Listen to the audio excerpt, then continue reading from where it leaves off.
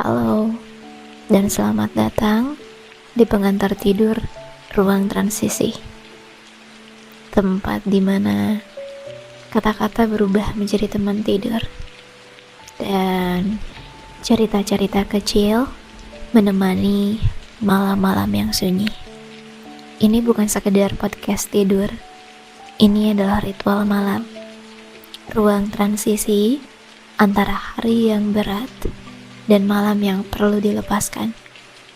Setiap episode adalah perjalanan ke dalam diri, bukan pelarian darinya. Aku tidak tahu apa yang kamu lewati hari ini, tapi kamu tidak harus menjalaninya sendirian malam ini. Tidak perlu terburu-buru, tidak perlu khawatir tertidur di tengah jalan, karena setiap kisah sudah lengkap dalam kesederhanaannya, dan setiap makna bisa diserap bahkan dalam setengah mimpi. Sebelum kita mulai, tarik nafas dalam-dalam dan hembuskan pelan-pelan. Biarkan tubuhmu merendah ke bantal. Biarkan pikiranmu melepaskan beban hari ini. Mari kita buka lembaran kisah pertama yang akan Anda dengarkan kali ini, berjudul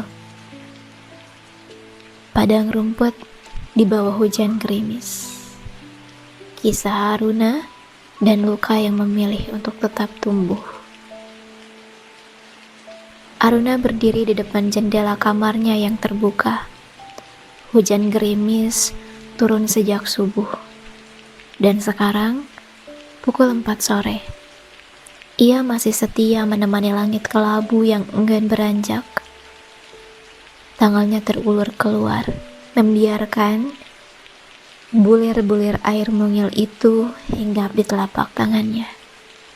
Menggenang sejenak, lalu meluber ke bawah, melewati pergelangan.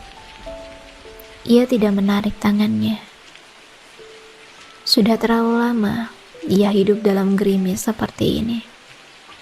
Gerimis yang tidak cukup deras untuk disebut badai, tapi juga tidak cukup renggang untuk membiarkan tanah mengering. Gerimis yang membuat segalanya lembab, bajunya, spraynya, pikirannya, hatinya. Gerimis yang membuatnya lupa bagaimana rasanya hangat. Teman-temannya sering berkata, "Aruna, kamu kuat." Atasan di kantornya memuji ketekunannya. Keluarganya menganggapnya sudah pulih dari semua yang terjadi. Mereka melihat Aruna yang tersenyum. Aruna yang menyelesaikan pekerjaan tepat waktu. Aruna yang masih bisa tertawa di acara kumpul-kumpul. Tapi tidak ada yang melihat Aruna di depan jendela ini, dengan tangan terulur menyambut gerimis, bertanya-tanya dalam hati, kapan aku bisa kering? Kapan musimku datang? Di dalam dirinya ada sebuah padang rumput luas yang tak pernah berhenti diguyur hujan gerimis. Dan padang rumput itu adalah ia sendiri. Aruna tidak selalu seperti ini. Dahulu, entah kapan tepatnya. Mungkin sebelum usianya menginjak 25, ia adalah hamparan hijau yang membentang di bawah langit biru tanpa celah.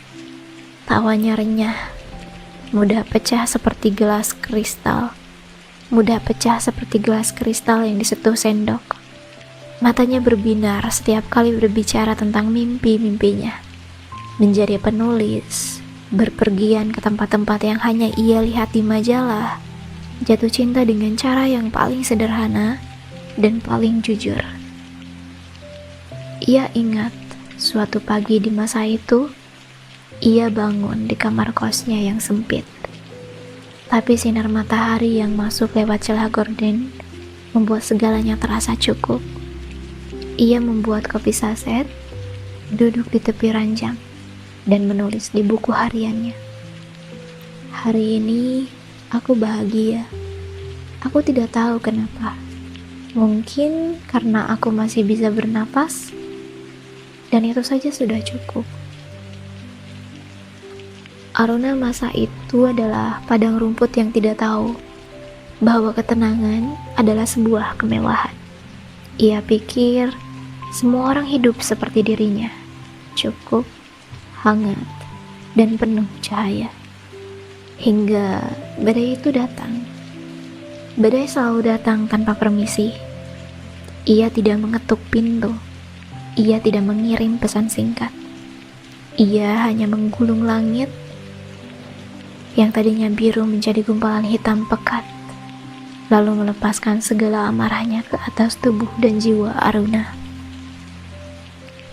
Badai itu datang dalam bentuk telepon pukul 2 pagi. Suara adiknya, Dara, tercekat di seberang sana. Bapak kecelakaan. Sekarang di rumah sakit. Dokter bilang, sisanya hanya dengungan. Aruna tidak ingat bagaimana ia bisa sampai di rumah sakit malam itu.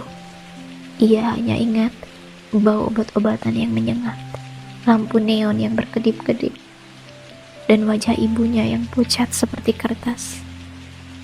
Ia ingat memegang tangan bapak yang sudah dingin. Ia ingat Dara menangis di pelukannya. Tubuhnya bergetar seperti daun di tengah angin kencang. Itu adalah tetes hujan pertama. Setelah bapak pergi, ibu tidak pernah sama. Ia masih bangun setiap pagi, masih memasak di dapur, masih menyapu halaman, tapi matanya kosong. Ia seperti boneka yang digerakkan oleh kebiasaan, bukan oleh keinginan. 3 tahun kemudian, ibu menyusul bapak. Dokter bilang jantung. Aruna tahu itu bukan hanya jantung. Itu adalah patah hati yang tidak pernah sembuh. Itu adalah tetes hujan kedua, ketiga, ke-1000. Lalu datanglah Raka, laki-laki yang Aruna pikir akan menjadi pelabuhan setelah semua badai. Raka dengan senyumnya yang hangat, dengan kata-katanya yang selalu tahu bagaimana menenangkan Aruna di malam-malam ketika ia terbangun dengan dada yang sesak. Raka yang berjanji, aku tidak akan pergi. Tapi Raka pergi. Bukan karena ia jahat, bukan karena Aruna tidak cukup baik. Raka pergi karena ia tidak sanggup hidup dalam gerimis Aruna yang tidak pernah berhenti. Aku capek, Runa, katanya pada suatu sore. Suaranya lelah. Aku sudah coba, tapi kamu selalu basah. Aku tidak bisa mengeringkanmu. Aruna tidak menangis saat Raka menutup pintu. Ia hanya duduk di sofa, menatap dinding kosong, dan merasakan hujan di dalam dirinya turun semakin deras. Badai itu berlangsung bertahun-tahun. Bukan hanya kehilangan bapak dan ibu, bukan hanya Raka yang pergi, tapi juga pertemanan yang renggang karena Aruna terlalu lelah untuk membalas pesan. Pekerjaannya yang terasa seperti mesin penggiling jiwa. Mimpi-mimpi yang satu persatu ia kubur karena hidup terlalu sibuk memintanya bertahan, bukan bermimpi. Badai itu akhirnya reda, tapi ia tidak benar-benar pergi. Ia meninggalkan sisa-sisa dirinya dalam wujud awan kelabu yang menggantung rendah di atas kepala Aruna. Awan yang tidak lagi mengguntur, tidak lagi melepaskan petir, tapi terus-menerus menurunkan hujan gerimis yang tak kunjung reda. Sejak saat itu, Aruna menjadi padang rumput di bawah hujan gerimis. Hidup dalam gerimis yang tidak pernah berhenti adalah pengalaman yang sulit dijelaskan kepada mereka yang hanya pernah merasakan hujan sesekali. Aruna mencoba menjelaskan sekali kepada Dara, adiknya. Mereka sedang duduk di balkon apartemen Aruna, menatap kota yang basah oleh hujan sore. Dara sedang hamil 5 bulan. Perutnya mulai membuncit, dan wajahnya berseri-seri dengan cara yang membuat Aruna bahagia sekaligus iri. "Mbak, kenapa sih akhir-akhir ini?" tanya Dara. Suaranya lembut, tapi penuh selidik. "Kamu udah jarang keluar, jarang balas chat. Aku khawatir, Mbak." Aruna menatap rintik hujan yang jatuh di pagar balkon. "Aku gak apa-apa, Dara. Cuma capek aja." "Capek kenapa?" tanya Dara. Aruna membuka mulut, lalu menutupnya lagi. Bagaimana caranya menjelaskan bahwa ia capek bukan karena kurang tidur atau terlalu banyak kerja? Bagaimana caranya menjelaskan bahwa ia capek hidup? Bahwa setiap pagi ia harus berjuang hanya untuk bangkit dari tempat tidur? Bahwa senyum yang ia berikan pada dunia adalah hasil dari otot-otot wajah yang ia paksa bergerak, bukan dari hati yang benar-benar bahagia? Gak tahu, jawab Aruna akhirnya. Kayak hujan aja, terus-terusan, gak berhenti-henti. Dara menatapnya bingung. "Hujan kan udah reda dari tadi pagi, Mbak." Aruna tersenyum kecil, senyum yang tidak sampai ke mata. "Iya, di luar." Dara tidak mengerti, dan Aruna tidak bisa menyalahkannya. Orang-orang yang tidak pernah hidup dalam gerimis abadi tidak akan pernah paham bagaimana rasanya memakai baju yang selalu lembab, bagaimana rasanya merasa dingin yang tidak bisa diusir oleh selimut manapun, bagaimana rasanya lupa seperti apa hangatnya matahari. Setiap pagi, Aruna bangun dan merasa tidak apa-apa, tidak sedih, tidak bahagia, hanya datar, seperti rumput yang tidak lagi tahu bedanya basah, seperti rumput yang tidak tahu seperti rumput yang tidak lagi tahu bedanya basah dan kering, karena basah sudah menjadi kondisi normalnya. Ia masih bisa bekerja, tangannya masih cekatan mengetik di laptop, otaknya masih mampu menyelesaikan laporan-laporan yang diminta. Tapi ada sesuatu yang hilang. Api, semangat, rasa bahwa apa yang ia lakukan memiliki arti. Ia bekerja seperti mesin yang diprogram untuk bergerak, efisien, tapi tanpa jiwa. Ia masih bisa bertemu teman. Sesekali, ia memaksakan diri datang ke kafe saat seseorang mengundangnya. Ia akan duduk di sana, memesan minuman, tertawa di saat yang tepat, mengangguk di saat yang tepat, tapi di dalam, ia hanya ingin pulang, hanya ingin kembali ke kamarnya, ke jendelanya, ke gerimisnya yang setia. Ia masih bisa mencintai? Aruna tidak yakin. Setelah Raka, ada beberapa nama yang singgah. Ada yang dikenalkan teman, ada yang ditemui di acara kantor. Mereka adalah orang-orang baik, kebanyakan dari mereka. Tapi, setiap kali seseorang mendekat terlalu dekat, mereka mulai merasakan basah. Mereka mulai kedinginan. Dan pada akhirnya, mereka pergi mencari seseorang yang lebih kering, lebih cerah, dan lebih mudah untuk dicintai. Aruna tidak menyalahkan mereka. Mencintai seseorang yang selalu diguyur gerimis adalah pekerjaan yang melelahkan. Bahkan, ia sendiri lelah dengan dirinya sendiri. Suatu malam, setelah membatalkan kencan ketiga dengan seorang pria yang sebenarnya cukup baik, Aruna duduk di tepi ranjangnya. Lampu kamar sengaja tidak ia nyalakan. Hanya cahaya dari lampu jalan yang masuk lewat jendela membuat bayangan-bayangan aneh di dinding. Ia menatap bayangannya sendiri di cermin. Wanita di sana terlihat asing. Matanya redup, pipinya sedikit cekung.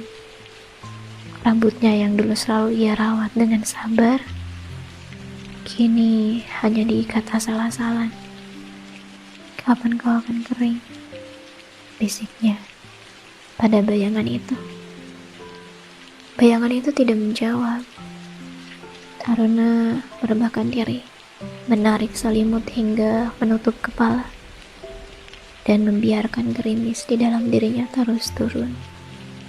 Gerimis di dalam diri Aruna sudah turun begitu lama, hingga ia hampir tidak menyadari ketika sesuatu yang baru muncul di padang rumputnya. Sesuatu itu datang pada suatu sore, ketika Aruna sedang berjalan pulang dari kantor. Ia memutuskan untuk tidak naik ojek online seperti biasa. Entah kenapa, kakinya ingin merasakan aspal yang basah oleh hujan sore. Ia berjalan pelan di bawah payung hitamnya, melewati deretan toko yang mulai menyalakan lampu, melewati penjual jagung bakar yang asapnya mengepul harum.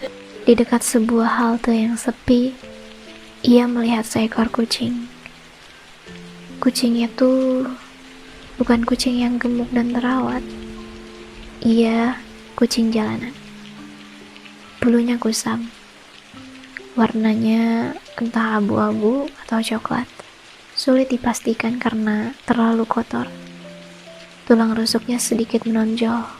Telinga kirinya sobek di bagian ujung. Ekornya pendek, seolah pernah patah dan tumbuh kembali dengan cara yang salah.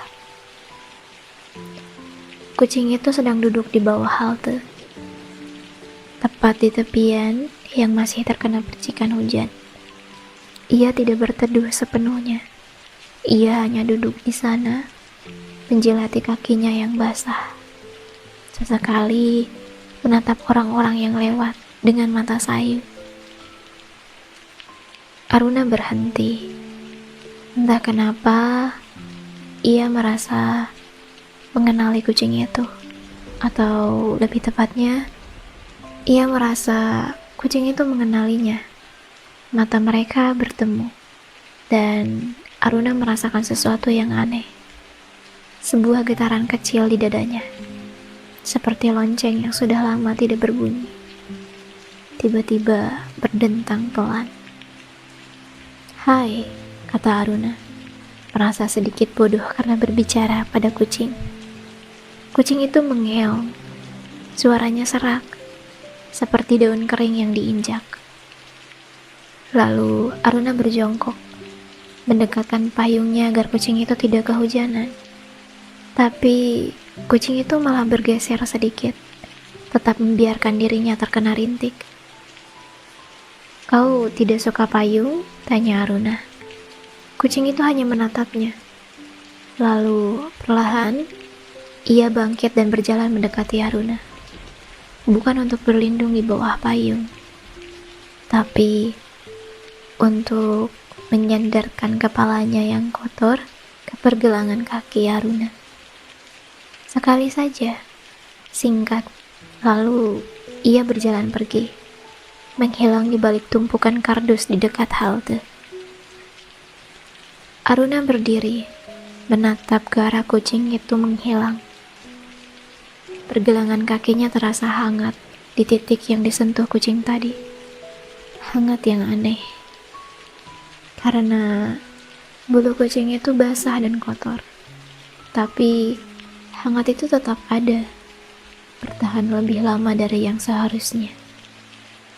Malam itu, saat Aruna berbaring di ranjangnya, ia memikirkan kucing itu, tentang telinganya yang sobek, tentang ekornya yang pendek, tentang caranya menolak payung.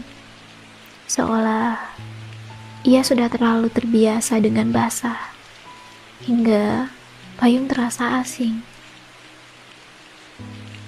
"Kamu sama sepertiku," bisik Aruna dalam hati. "Kamu juga hidup dalam gerimis." Kucing itu kembali 3 hari kemudian. Kali ini, Aruna menemukannya di depan pintu apartemennya.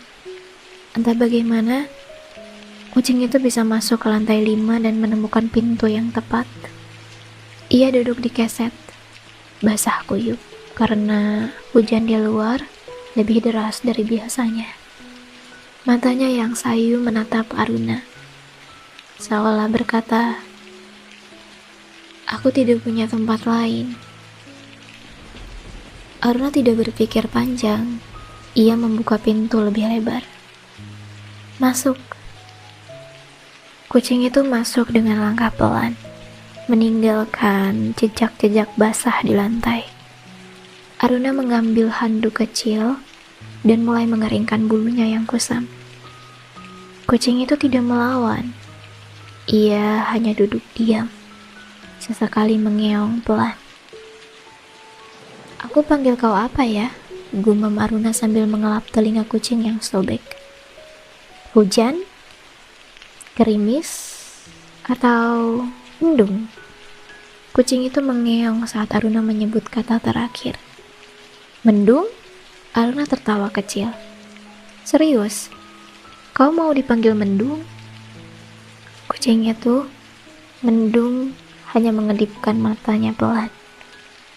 Sejak malam itu, mendung tinggal di apartemen Aruna.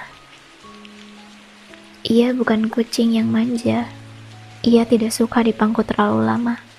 Ia tidak mengeong meminta makan setiap 5 menit. Ia hanya ada, duduk di sudut ruangan saat Aruna bekerja, tidur di ujung ranjang saat Aruna terlelap, mengikuti Aruna ke dapur saat ia membuat kopi, lalu duduk di lantai dan menatapnya dengan mata sayu yang seolah menyimpan ribuan cerita. Suatu malam, ketika gerimis di dalam diri Aruna turun lebih dingin dari biasanya, mendung melompat ke atas ranjang dan duduk di samping bantal Aruna. Ia tidak menyentuh, tidak mendekat, hanya duduk di sana, menatap Aruna yang sedang berbaring dengan mata terbuka, menatap langit-langit. "Kenapa kau betah di sini, mendung?" tanya Aruna pelan. "Di sini basah." Gerimisku nggak pernah berhenti. Mendung mengeong pendek. Lalu, untuk pertama kalinya sejak ia datang, ia bergerak mendekat dan menyandarkan kepalanya ke lengan Aruna. Bulunya masih sedikit lembab, tapi hangat. Hangat yang aneh. Hangat yang menenangkan. Aruna merasakan sesuatu di dadanya melunak. "Kau juga basah," bisiknya. "Tapi kau tetap hangat. Bagaimana caranya?" Mendung tidak menjawab. Tentu saja. Tapi kehadirannya yang tenang, detak jantungnya yang pelan, dan bulunya yang kusam tapi hangat, mengatakan sesuatu yang tidak bisa diungkapkan dengan kata-kata. "Aku juga terluka, tapi aku masih di sini." Dan itu sudah cukup. Di malam terkelam, ketika gerimis hampir menang, tidak semua malam mudah dilewati. Ada satu malam, Aruna tidak akan pernah melupakannya. Ketika gerimis di dalam dirinya berubah menjadi sesuatu yang lebih gelap. Bukan badai, Tidak ada petir atau angin kencang, hanya gerimis yang turun lebih deras. Hujan lebih dingin, lebih menusuk dari biasanya. Malam itu adalah tanggal 23 Desember, 2 hari sebelum Natal, 3 hari sebelum peringatan 2 tahun kepergian ibu. Aruna baru saja pulang dari makan malam dengan teman-teman kantornya. Mereka merayakan tutup tahun, bertukar kado, tertawa-tawa di restoran yang hangat. Aruna ikut tertawa. Ia bahkan memberi kado pada seseorang. Sebuah puisi yang ia bungkus dengan kertas coklat dan pita merah. Tapi begitu ia menutup pintu apartemennya, semua kepalsuan itu runtuh. Ia melepas sepatunya, menggantung jas hujannya, lalu berjalan ke kamar dan duduk di tepi ranjang. Lampu tidak ia nyalakan. Ia hanya duduk dalam gelap, ditemani suara hujan di luar jendela. Lalu kenangan itu datang. Wajah bapak, tangan bapak yang dingin di rumah sakit, bau obat-obatan, suara ibu yang bergetar saat berkata, "Bapak udah gak ada, Nak. Bapak udah gak ada." Wajah ibu, mata ibu yang kosong di tahun-tahun terakhirnya. Pagi itu ketika Aruna menemukan ibu sudah tidak bernapas di kamarnya, dengan foto bapak di samping bantalnya. Wajah Raka, punggung Raka yang berjalan menjauh, suaranya yang lelah. "Aku capek, Runa. Kamu selalu basah." Satu persatu, kenangan itu jatuh seperti jarum-jarum es, menusuk setiap jengkal padang rumput di dalam diri Aruna. Air matanya jatuh, bukan tangisan yang indah seperti di film-film, tapi tangisan yang jelek, yang membuat hidungnya tersumbat dan dadanya sesak. Ia memeluk bantal, membenamkan wajahnya, dan menangis sekencang-kencangnya. Mendung yang sedang tidur di sudut kamar terbangun. Ia menatap Aruna sejenak, lalu melompat ke atas ranjang. Ia tidak mendekat, tidak menyentuh. Ia hanya duduk di ujung ranjang, menatap Aruna dengan mata sayunya yang penuh pengertian. Aruna menangis lama sekali. Ketika akhirnya ia berhenti, napasnya masih tersenggal. Ia menoleh pada mendung yang masih duduk di tempat yang sama, tidak bergerak. "Kenapa aku tidak bisa kering, mendung?" Suara Aruna serak. "Kenapa aku gak bisa kering?" Suara Aruna serak. Orang lain bisa move on, orang lain bisa sembuh. Kenapa aku gak bisa? Mendung berjalan mendekat, pelan, hati-hati. Ia duduk di samping bantal Aruna. Lalu, untuk pertama kalinya, ia mengiung panjang. Bukan mengiung minta makanan atau perhatian, tapi mengiung yang dalam, yang bergetar, yang terdengar seperti empati. Lalu ia menjilat tangan Aruna sekali. Lidahnya yang kasar terasa hangat di kulit Aruna yang dingin. Aruna menatap kucing itu. Kucing jalanan dengan telinga sobek dan ekor pendek. Kucing yang mungkin sudah melewati lebih banyak badai daripada dirinya. Kucing yang memilih tinggal di padang rumputnya yang selalu basah. seolah berkata, "Aku di sini, kau tidak sendirian." Perlahan, Aruna meraih Mendung dan memeluknya. Mendung tidak melawan, ia hanya diam, membiarkan Aruna membenamkan wajahnya di bulunya yang kusam, membiarkan air mata Aruna membasahi tubuhnya yang sudah terbiasa basah. Malam itu, gerimis di dalam diri Aruna masih turun, tapi rasanya tidak sedingin sebelumnya. Keesokan paginya, Aruna terbangun dengan mata bengkak.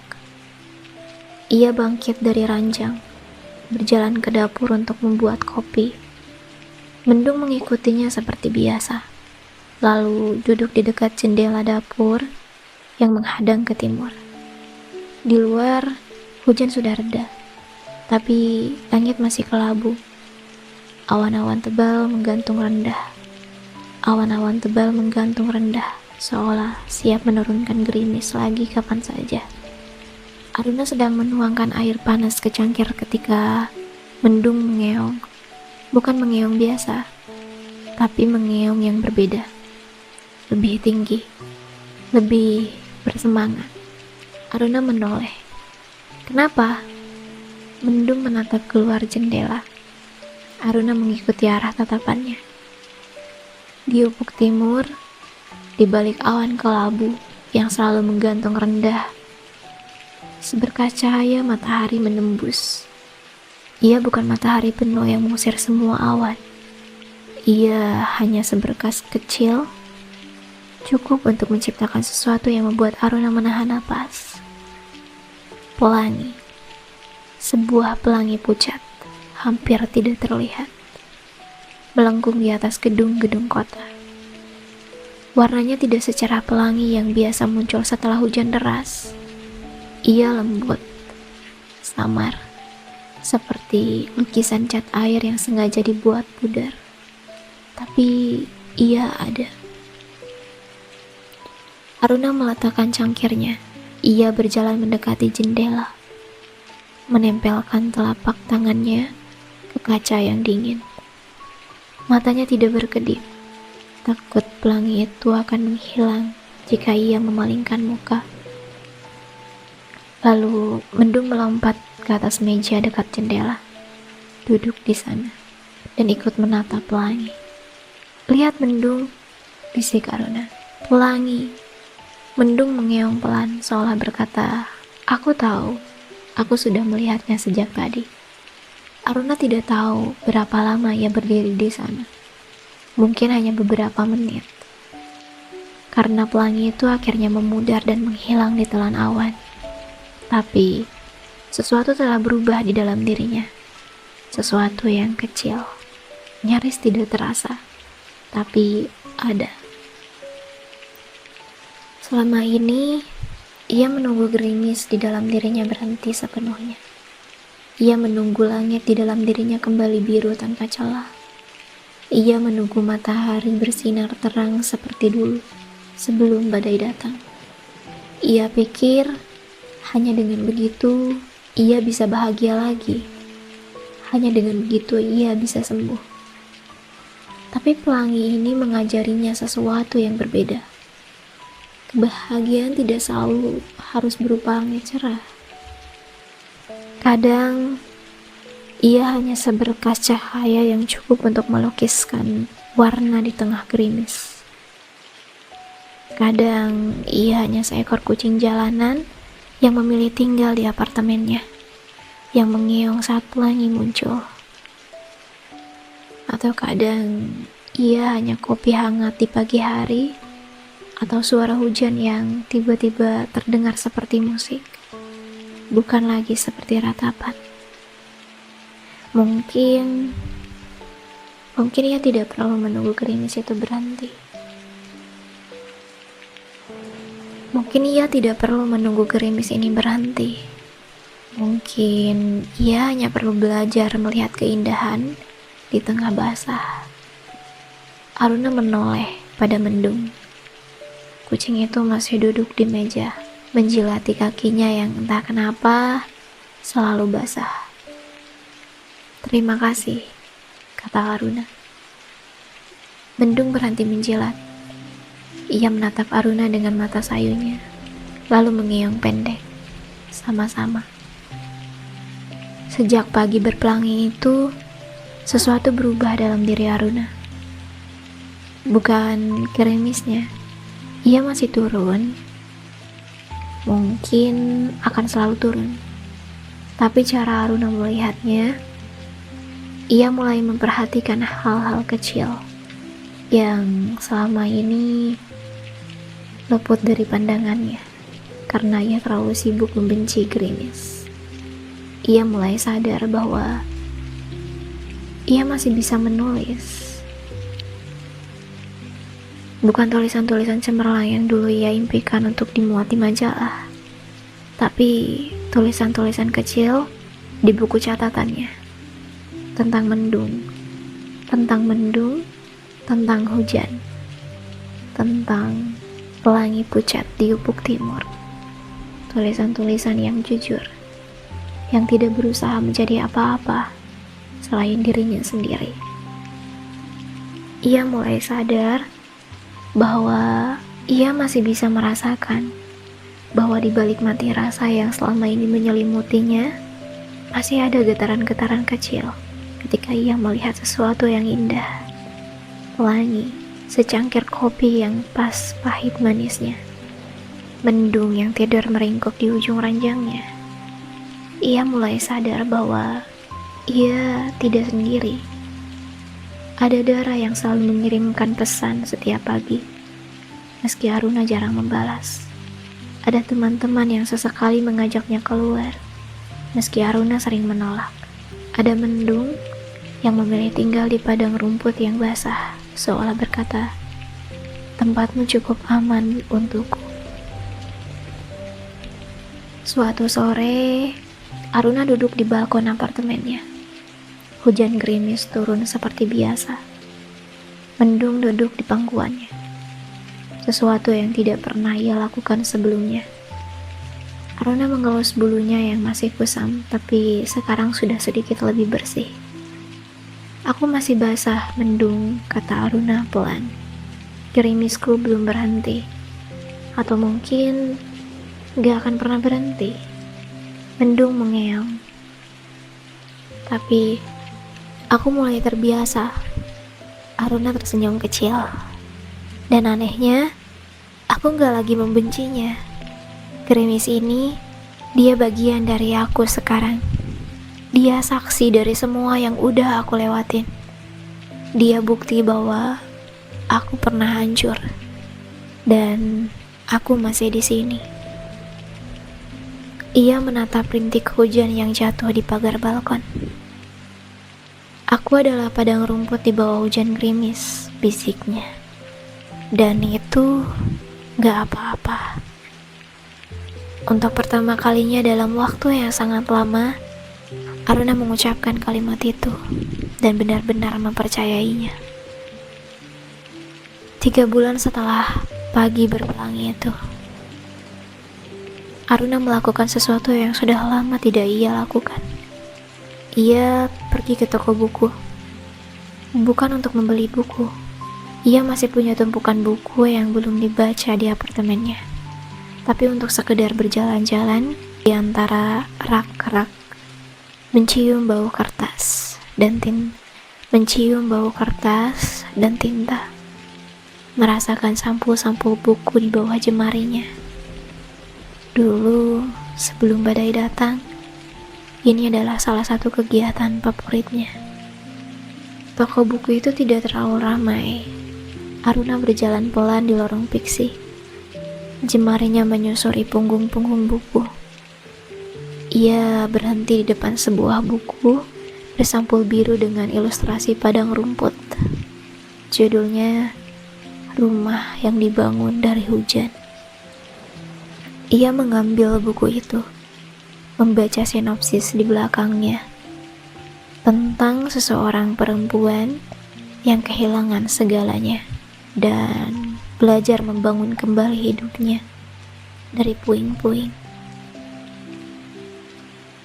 Aruna tersenyum kecil, klise, pikirnya. Tapi entah kenapa, ia tetap membawa buku itu ke kasir. Saat ia sedang mengantri, seseorang menepuk pundaknya pelan. "Aruna?" Aruna menoleh. Seorang perempuan berdiri di belakangnya. Rambutnya pendek, wajahnya familiar. Tapi Aruna butuh beberapa detik untuk mengenalinya.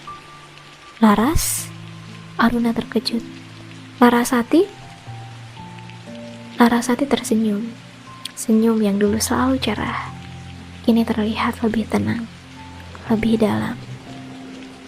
Seperti sungai yang sudah melewati banyak bebatuan dan akhirnya mencapai hilir. "Oh, Mbak Aruna, lama gak ketemu." Larasati memeluknya singkat. "Apa kabar?" Aruna membuka mulut, siap mengucapkan baik, seperti yang selalu ia lakukan pada semua orang. Tapi entah kenapa, di depan Larasati, kata itu terasa terlalu ringan. "Basah," jawabnya akhirnya.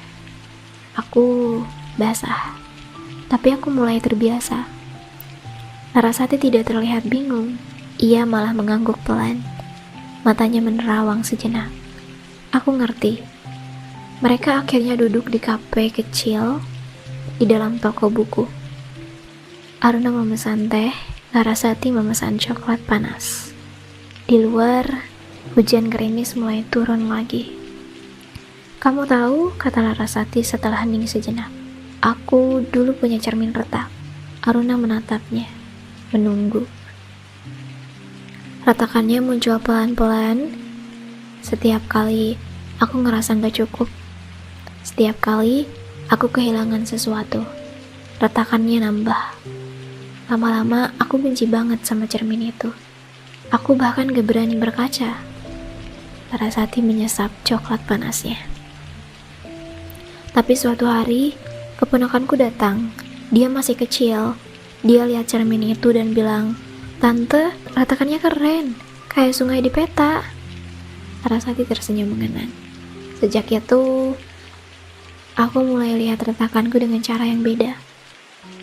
Aku bahkan menelusuri retakannya dengan spidol emas. Kayak seni kintsugi, menyambung pecahan dengan emas. Aruna terdiam. Ia teringat pada gerimis di dalam dirinya. Pada padang rumputnya yang selalu basah. "Aku tidak punya cermin retak," kata Aruna pelan.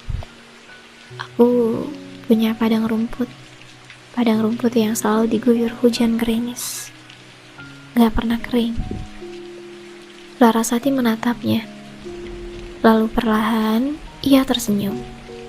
"Tapi rumputmu tetap hijau, kan?" Aruna mengercapkan matanya. "Rumput yang selalu kena hujannya tuh biasanya lebih hijau," lanjut Larasati.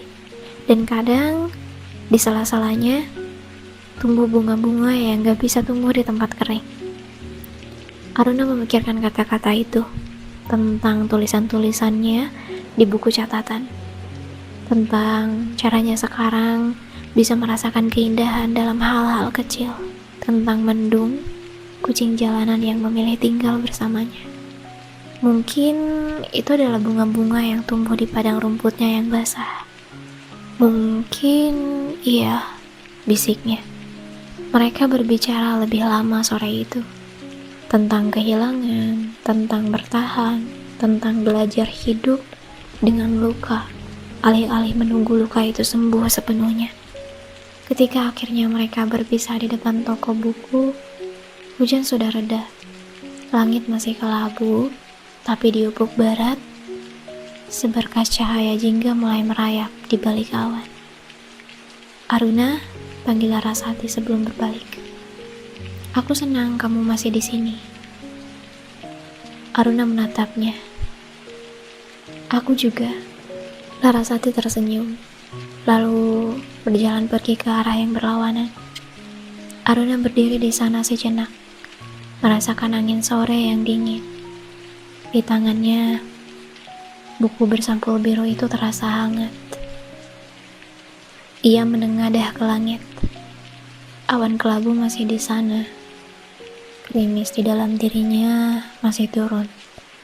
Tapi untuk pertama kalinya, ia tidak merasa sendirian di tengah basah. Hari ini Aruna duduk di balkon apartemennya. Hujan gerimis turun sejak subuh. Dan sekarang, pukul 4 sore, ia masih setia menemani langit kelabu. Tapi Aruna tidak lagi menatapnya dengan kebencian atau keputusasaan. Ia hanya duduk di sana, dengan secangkir teh chamomile di tangannya, dan mendung di pangkuannya. Ia membuka buku catatannya, yang dulu hanya berisi coretan-coretan tanpa arah. Sekarang, halaman-halamannya penuh dengan tulisan tentang bapak, tentang ibu, tentang Raka, dan tentang mendung, dan tentang pelangi pucat di ufuk timur, juga tentang Larasati dan cermin retaknya, tentang padang rumput yang selalu basah dan bunga-bunga ungu yang hanya tumbuh di sana. Ia membaca salah satu tulisannya. Aku adalah padang rumput di bawah hujan gerimis. Aku adalah tempat di mana luka dan ketenangan belajar untuk hidup berdampingan. Aku adalah bukti bahwa sesuatu yang indah bisa tumbuh dari tanah yang tidak pernah benar-benar kering. Aku tidak lagi malu dengan gerimisku, karena gerimis ini adalah aku. Ia adalah semua badai yang telah aku lewati. Ia adalah semua air mata yang tidak pernah sempat jatuh. Ia adalah saksi bahwa aku pernah hancur dan aku memilih untuk tetap berdiri. Aruna meletakkan pulpennya. Ia menatap rintik hujan yang jatuh di pagar balkon dan tersenyum. Senangnya kecil, nyaris tidak terlihat. Tapi itu senyum yang datang dari dalam, bukan dari otot-otot wajah yang dipaksa bergerak. Mendung mengiung, menyandarkan kepalanya ke lengan Aruna. Bulunya yang dulu kusam, sekarang sudah lebih bersih, lebih lembut. Telinganya masih sobek, ekornya masih pendek, tapi ia tetap di sini, di padang rumput Aruna yang selalu basah. Dan entah kenapa, itu sudah cukup. Aruna menutup matanya, membiarkan suara gerimis mengisi telinganya. Ia tidak lagi mendengar ratapan di dalamnya.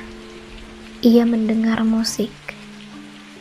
Musik yang lembut, yang menenangkan, yang mengingatkannya bahwa ia masih hidup. Ia adalah Aruna. Ia adalah padang rumput di bawah hujan gerimis. Dan ia sedang belajar untuk mencintai setiap tetes yang jatuh. Sebelum aku melanjutkan cerita Aruna, izinkan aku berhenti sejenak. Izinkan aku menoleh padamu. Iya, kamu. Kamu yang sejak tadi mendengarkan kisah ini. Kamu yang mungkin tidak sengaja menemukan cerita ini di tengah malam yang sunyi, atau di perjalanan pulang yang panjang, atau di sela-sela tangismu sendiri yang kamu tahan karena kamu tidak ingin ada yang mendengar. Aku ingin bicara padamu, bukan sebagai narator, bukan sebagai pendongeng, tapi sebagai seseorang yang juga pernah atau mungkin masih berdiri di tengah padang rumput yang sama. Aku tahu rasanya bangun setiap pagi dan bertanya-tanya, untuk apa? Aku tahu rasanya tersenyum pada dunia, sementara di dalam kamu hanya ingin menghilang. Aku tahu rasanya basah sepanjang waktu tidak cukup hancur untuk disebut depresi berat, tapi tidak cukup kering untuk disebut baik-baik saja.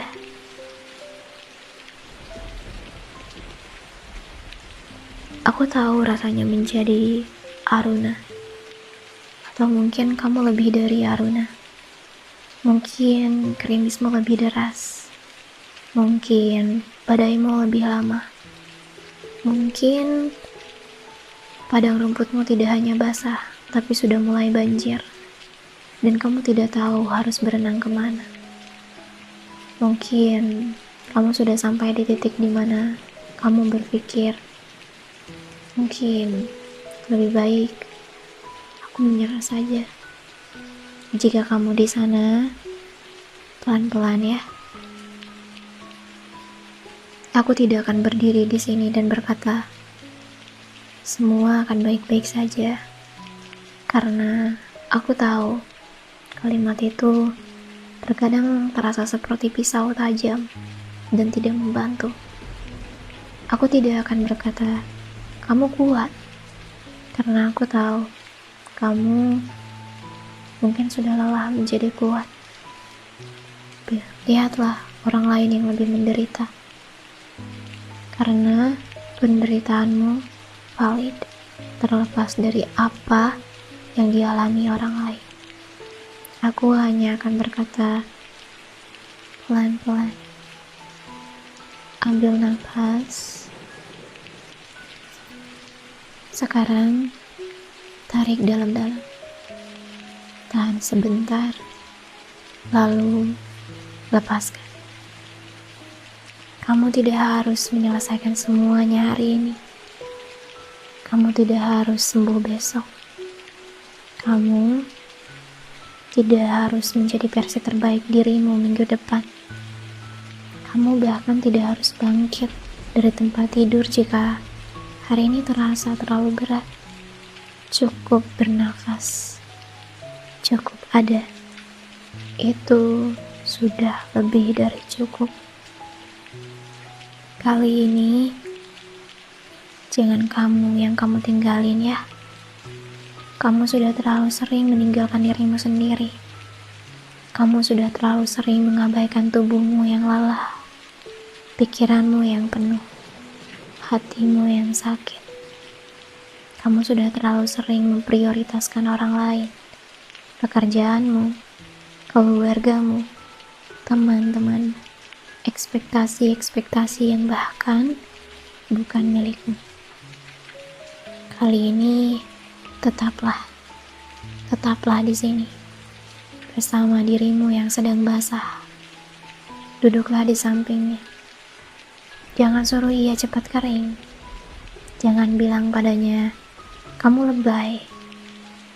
Jangan bandingkan ia dengan orang lain yang terlihat lebih cerah. Duduklah. Diam. Temani ia seperti mendung menemani Aruna. Seperti kucing tua dengan telinga sobek dan ekor pendek yang tidak menawarkan solusi. Tidak memberikan nasihat. Hanya ada. Karena kadang itulah yang paling kita butuhkan. Bukan jawaban, bukan jalan keluar, tapi kehadiran seseorang atau sesuatu yang membuat kita merasa tidak sendirian di tengah gerimis. Dan orang itu bisa jadi adalah kamu sendiri. Kamu bisa menjadi mendung untuk dirimu sendiri. Kamu bisa memilih untuk tinggal meskipun padang rumputmu basah dan dingin. Kamu bisa memilih untuk tidak pergi meskipun semua instingmu berteriak untuk melarikan diri. Aku tahu itu sulit. Aku tahu itu mungkin hal tersulit yang pernah kamu lakukan. Tapi percayalah, tidak ada yang lebih berharga daripada memilih untuk tinggal untuk diri sendiri. Tidak ada kemenangan yang lebih besar daripada berkata pada dirimu di cermin, Aku masih di sini. Aku belum pergi. Dan aku memilih kamu. Aruna butuh waktu bertahun-tahun untuk sampai di sana. Larasati butuh retakan di cerminnya dan seorang keponakan kecil yang melihat sungai di peta. Kamu mungkin butuh waktu yang berbeda, dan itu tidak apa-apa. Tidak ada garis finish dalam perjalanan ini. Tidak ada tenggat waktu untuk sembuh. Yang ada hanyalah langkah-langkah kecil, hari demi hari. Kadang maju, kadang mundur, kadang berhenti sama sekali. Dan semua itu adalah bagian dari proses. Jadi, pelan-pelan ya. Jika hari ini kamu hanya bisa bangun dan mandi, itu sudah kemenangan. Jika hari ini kamu hanya bisa makan satu kali, itu sudah kemenangan. Jika hari ini kamu hanya bisa bernafas dan tidak melakukan apa-apa lagi, itu sudah kemenangan. Jangan biarkan suara-suara di luar atau di dalam kepalamu mengatakan sebaliknya. Kamu sedang berperang setiap hari, dan fakta bahwa kamu masih di sini mendengarkan cerita ini sampai titik ini adalah bukti bahwa kamu belum kalah. Jadi, tetaplah untuk secangkir kopi besok pagi. Tetaplah untuk pelangi pucat yang mungkin muncul di ufuk timur. Tetaplah untuk kucing jalanan yang mungkin suatu hari memilihmu sebagai rumahnya. Tetaplah untuk tulisan-tulisan di buku catatan yang belum selesai. Tetaplah untuk dirimu sendiri. Dirimu yang mungkin belum kamu temui. Dirimu yang sudah melewati semua ini dan menoleh ke belakang sambil berkata, "Terima kasih sudah bertahan." Pelan-pelan ya. Kali ini jangan kamu yang kamu tinggalin.